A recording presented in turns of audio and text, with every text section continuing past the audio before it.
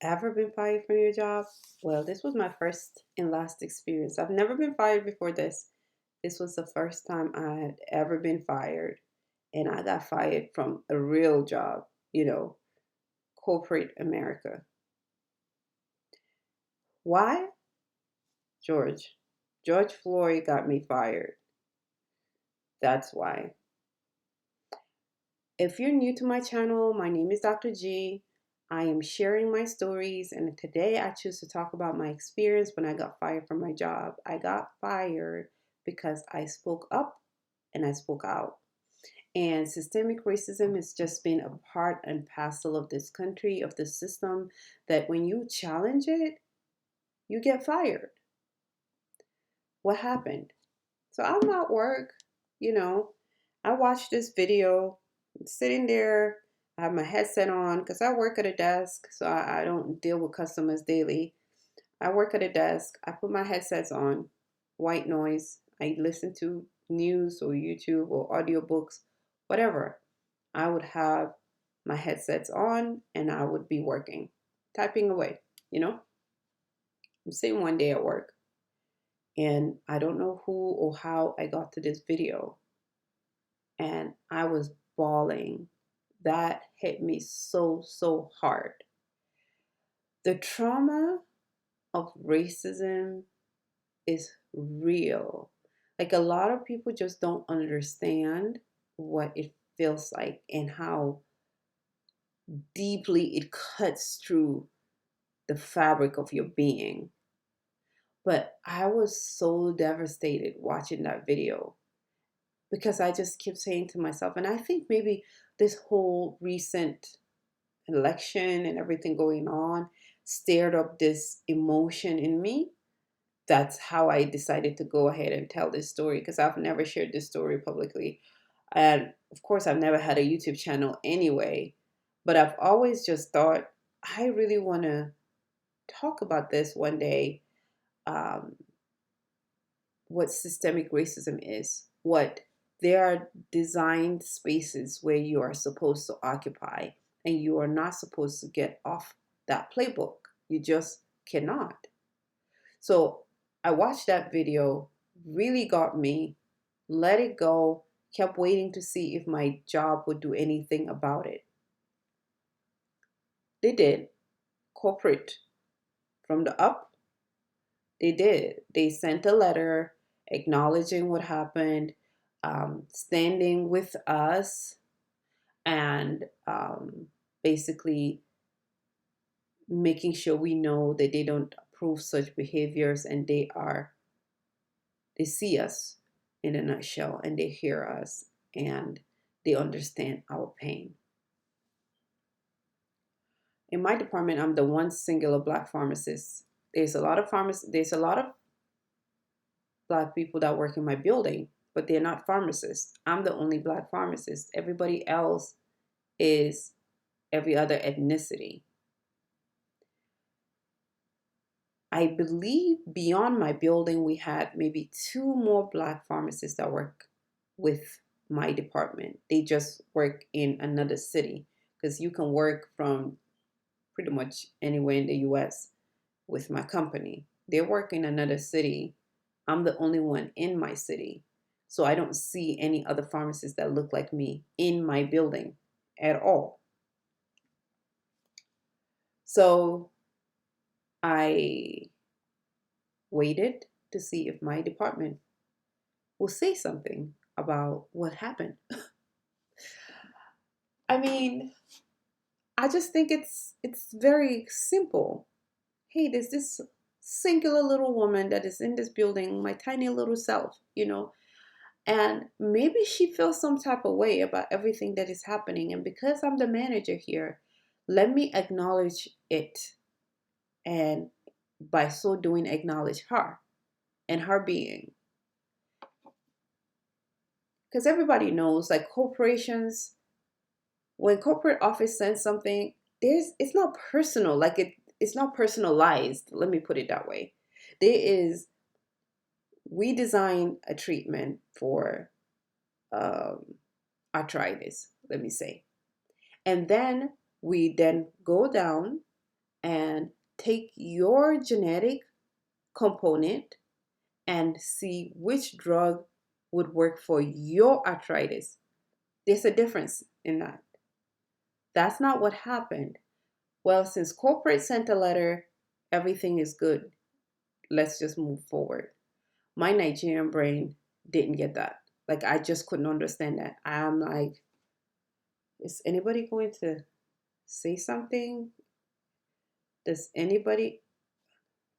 Okay, I'm putting my hand up, because that's how we roll.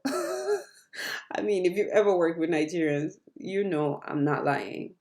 We are not afraid to speak our minds. That's just the truth. We're not afraid to speak our minds. Maybe it's the country we come from. Maybe it's the confidence that was built in us. Maybe it's the stress from the environment. I don't know what it is, but we express ourselves if we feel we need to be expressive. That's the word. I don't know. Anyways, then I reached out. I reached out to my manager and say, hey, listen, I really appreciate, I love this job. I just noticed that you haven't addressed this matter, and I wasn't sure if there's anything that can be done so that at least everybody within the department is aware of what is happening, because I don't know if they are. Now people are looking at me and walking, like looking down. They don't want to really look at you because they're not comfortable looking at you because they know what's happening in the nation. It's just an awkward place to be. So when they say Black women are full of trauma in corporate America, I can attest to that, you know. And I know a lot of times there's this huge divide, African Americans, and some Africans will probably tell me, I'm taking Panadol for somebody else's headache. It's not my problem. Why am I even getting involved? I should have minded my business and done my job. But if there was no civil rights, I wouldn't be in America. There is no space for me in this country if I cannot align with the people that made life possible for me here. Therefore, I feel like it's important. And by the way, when these coworkers are looking at me, they don't care what part of the world I come from. They only see this one Black, dark little woman that's walking around in the building. That's all they see.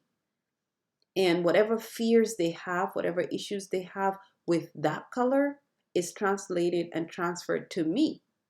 So I'm not somehow exonerated or shielded from all of that. I am not.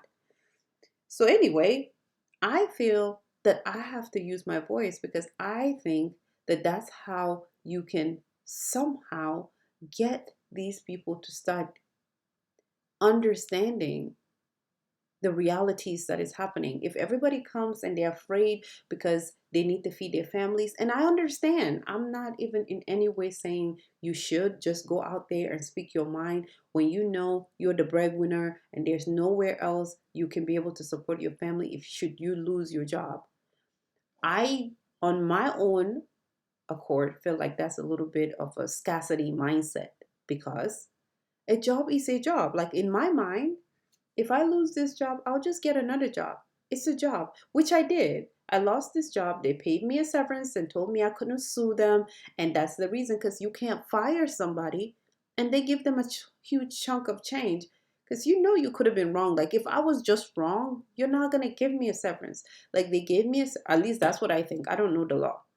But they gave me a severance and told me I couldn't sue. And, I have a lawyer friend who tried to convince me to go ahead and sue because I would stand to win. I say, no, again, that's that Niger brain. It's just a job. If you fire me, that's fine. I'll just go get another job, you know. So I left. I took my severance. I applied somewhere else. I got a job within a couple of weeks. I started working. Life moved on. I later left that job because I chose to focus on raising my family, but that's a choice that I made down the line. In a nutshell, if you are in a position and you have the opportunity to speak out for injustice or speak for justice, do it. If you're worried, the universe, God, will take care of you. Because if you speak for truth and you stand with truth, everything would work out in your favor. But if you're If your spirit is not pure and you're coming from a negative intent, then yeah, it's going to blow in your face and it's going to end up being a problem for you. I felt that we have to address this type of issues. Systemic racism is a real thing. The idea that we can only do so much or speak so much or occupy so many spaces makes no sense to me. So, my moral of this story, to be honest, we have to just learn to speak for justice.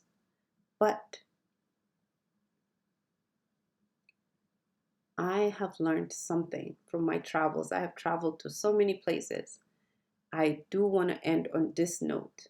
With all of my traveling, there's one country I can live and feel the most comfortable, and it's the United States. I've been through Europe, Asia, I've been to every continent. I can tell you, there's no place you can live outside of Africa. Africa is a different ball game. I'm not talking about Africa. I My personal view is every African can only be happy and safe in Africa.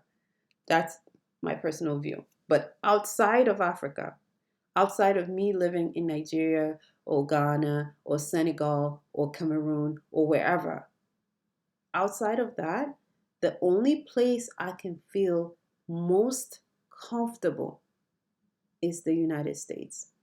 Because everywhere else, the racism is palpable. It's not just systemic, it's like blatant racism. They are right in your face with it. I hope that one day I can chronicle our trips around the globe and all of the experiences that we've had to deal with as Africans traveling the world. Because, boy, do I have stories about how horrendous some of these countries can be. So I'm not here to bash this country. I'm just saying, wherever you find yourself, I don't care what part of the world you reside in, when you see it, you speak. Because we have to come together and support justice and freedom for all. Have you ever been fired? Did you get fired? It's not a good feeling. I mean, my feelings were hurt for a little bit. I'm not gonna lie. My feelings were hurt. But if you ever had experienced this type of unjust firing, is what I'll call it, like when you're fired for no reason, when you're fired and they're just trying to cover something up. You just made somebody uncomfortable. They didn't want to see your face anymore because they don't know how to face you. Like if you got fired for some random stuff or they came up with some silly story that means like has nothing to do with why they just fired you, share your story. I want I want to hear it. Have a great day and thank you for stopping in. Please like if you enjoy my story and subscribe to my channel. Thank you.